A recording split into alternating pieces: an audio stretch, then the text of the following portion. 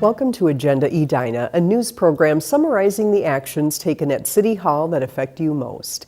I'm your host, Dorothea Marty. The city is reminding golfers that anything worth having is worth the wait, since Mother Nature has likely delayed the opening of the new regulation golf course at Braemar.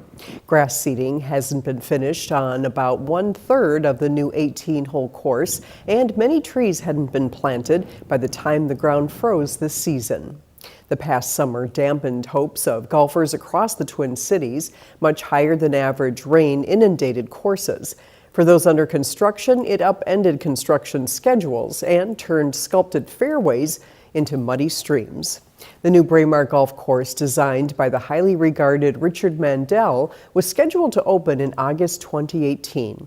Due to the weather conditions we've had, that date is no longer possible. The course could open briefly for limited play in September 2018 before shutting down for the season, but the more likely scenario is opening in spring of 2019.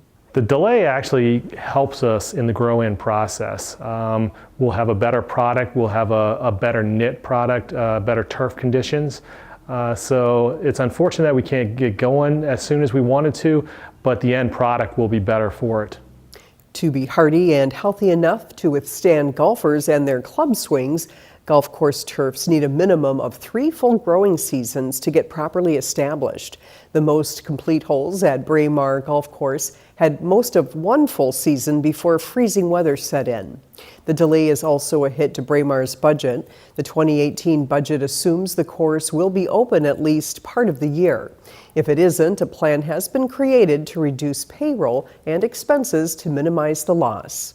One positive note financially is the $7.5 million project, despite the delays, remains under budget and is expected to finish that way. 6 human service agencies will receive funding from the city in 2018 and 2019. Funding is open to nonprofit human service agencies and organizations that serve Edina residents. Organizations don't have to be based in Edina, but their service area must include Edina residents. A task force comprised of representatives from the city's advisory boards and commissions reviewed proposals and made recommendations to the City Council, which approved them last month. Agencies to receive funding are Beacon Interfaith Collaborative, Cornerstone Advocacy Services, Normandale Center for Healing and Wholeness, Oasis for Youth, Senior Community Services, and Volunteers Enlisted to Assist People, or VEAP. They provide some unique services for seniors and youth and for people in crisis. And so the city really wants to support Edina residents and the service providers that do that great work. Funding for 2019 is contingent upon completion of a site visit, a work plan progress report, and is not guaranteed in the case of an unexpected revenue shortfall. Each year around Thanksgiving, Mayor Jim Hovland and other Edina Rotarians gather to put their packing skills to work to bring hope and an enjoyable meal to families in need. Edina TV's Scott Denfeld brings you the story of this annual event. It's good to see you growing up so much. This is only the 2nd year that I've done this.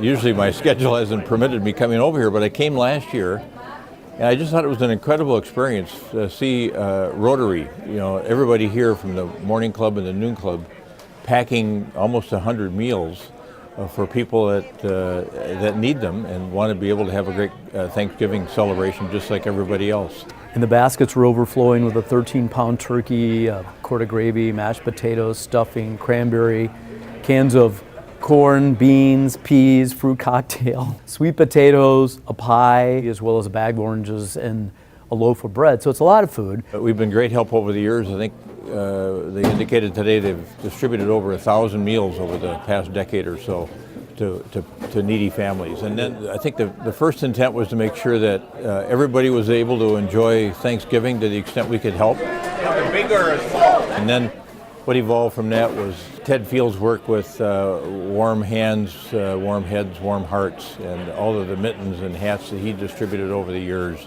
And so now they're getting blankets and mittens and hats and other things along with it so that life can be a little bit more comfortable in our environment during the wintertime. Rotary is a service organization, and the motto is service above self. And on a local level, the Rotary Clubs of Edina are very involved with helping the residents of our community. It's a great organization. The people that are in it are fantastic. We do a tremendous amount of good in the community as well as worldwide, and we have fun doing it. You know, some people have their entire family here, including their kids that are in grade school, and trying to teach them the value of serving others. I think it's a great thing.